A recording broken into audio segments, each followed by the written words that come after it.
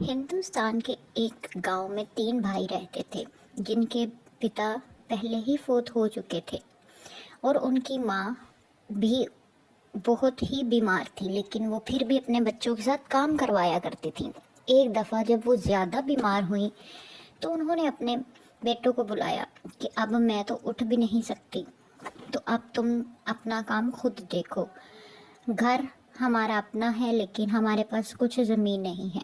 मेरे मरने के बाद तुम लोग ये घर बेचकर अपना घर बना लेना, और जिस ज़मीन पर वो काम करते थे वो ज़मीन भी तुम बेच सकते हो।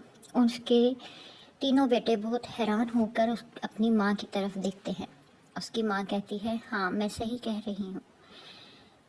उसमें से एक कहता है कि ठीक है, मुझे मंजूर है, हम लोग ज़मीन और ये घर बेच के जो हिस्सा आएगा अपना अपना घर ले लेंगे। उसकी माँ बहुत परेशान होती है और उनकी तरफ देखती है। अगले रोज़ वो उसका बड़ा भाई बोलता है कि अगर मैं ज़मीन बेच दूं, तो छोटा बोलता है ठीक है तुम ज़मीन बेच दो, लेकिन ये है कि हम लोग आधे आधे पैसे लेंगे। और उसका छोटा भाई बोलता है ठीक है, मुझे मंजूर है, लेकिन हाँ, तुम बड़े हो इसका ये मतलब नहीं कि तुम ज़्यादा हिस्सा रखोगे। बड़ा भाई बोलता है नहीं, मैं ज़्यादा हिस्सा नहीं रखूंगा, मैं ईमानदारी से तुम लोगों को जितने पैसे आएंगे उनमें से दे दूंगा। छोटा बोलता है हाँ ठीक है, और वो ये तय कर लेते हैं कि क्या उनको चाहिए। उसके बाद उसकी माँ मर जाती है और वो तीनों को अपनी माँ की कही हुई बात याद आ जाती है, और वो तीनों सोचते हैं ठीक है, अब माँ तो इस दुनिया में नहीं रही, तो क्यों ना हम उसकी कही बात मान लें।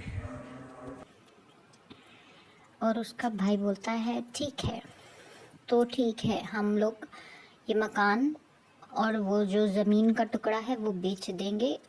तुम आज ही किसी से बात करो, क्योंकि हम एक छत के नीचे नहीं रह सकते। बड़ा भाई बहुत परेशान होता है और कहता है ठीक है, जैसे तुम मुनासिब समझो। और वो तीनों आधी आधी रकम ले लेते हैं और अपना घर बनाना शुरू करते हैं। एक भाई सोचता है क्यों ना मैं सस्ता सा घर बना लूं।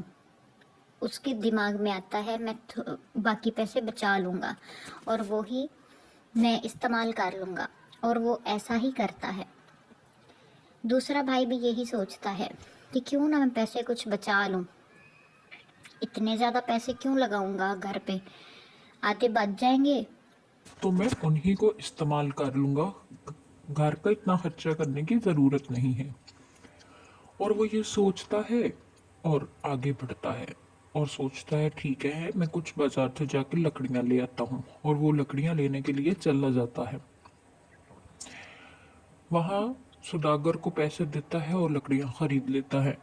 एक भाई जो बहुत ही समझदार होता है, वो एक अच्छे घर की तमीर करवाना चाहता है, और वो कुछ लकड़ियां वो सोचता है लकड़ियाँ तो ऐसे ही टूट जाएंगी, और वो मेहनत करने लग जाता है और वो ईंटों का घर बनाना शुरू करता है। दूसरे भाई उस पर हंसते हैं, तुम ये क्या कर रहे हो, इतनी मेहनत करने की क्या ज़रूरत है। और वो कहता है नहीं, मुझे ज़रूरत है, क्योंकि मैं नहीं चाहता कि मैं लकड़ियों के घर में रहूं, मुझे तो यही घर मजबूत और अच्छा लगा। वो तीनों भाई अपना अपना घर तैयार कर लेते हैं।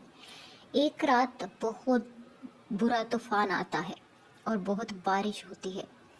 उनके घर उड़ जाते हैं और पानी में बह जाते हैं। वो अपने बड़े भाई के घर आते हैं और उससे कहते हैं, हमें माफ़ कर दें, मुझे अंदर आने दें। और वो उसे अंदर आने देता है और उनको समझाता है कि इसी वजह से मैं तुम्हें कहता था कि मजबूत घर बनवाओ। देखा, अब तो तुमने मेरी बात नहीं मानी, तो अब देखो पानी में तुम्हारे घर बह गए। हमेशा बड़ों की बात सुननी चाहिए। पहले तुमने माँ की बात नहीं सुनी, और अब तुमने मेरी भी बात नहीं सुनी, मेरी बात को भी रद्द किया। लिहाजा वो सोचते हैं और अपने भाई से माफ़ी मांगते हैं और तीनों भाई इकट्ठे इकट्ठे रहने लग जाते हैं। हमें बड़ों को कहना मानना चाहिए और मेहनत से काम करना चाहिए।